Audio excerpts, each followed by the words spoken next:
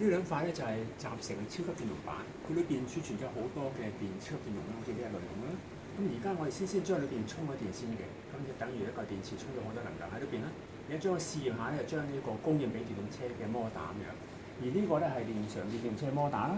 咁呢個咧就係收集數據，顯示翻佢哋裏邊電容板裏邊嘅數據咧，例如電壓啊、電流啊、功率等等嘅啦。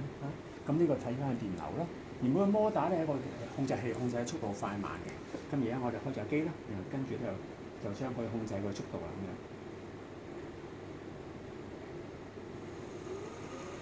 咁見到咧，其實我控制咗快慢啊、速度都係做得到嘅，好似平時控制車嘅快慢等等啦，用啲控制嚟控制啦。咁同時間咧，我哋睇到佢用緊電流啊、電壓咁樣咯。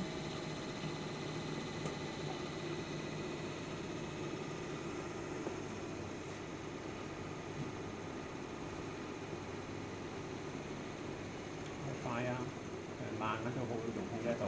其實呢個咧就等於一個普通嘅儲能裝置啦。就算係電容啊、電池都有同樣功能嘅。咁我哋用超電容嚟講咧，佢效更加好咧，因為電流更加快，同埋佢嘅壽命更加長嘅，好適合未來電動車使用。咁你譬如我閂機，我可以將佢開咗去啦，變為零電流啦，可以同一摩打咁樣。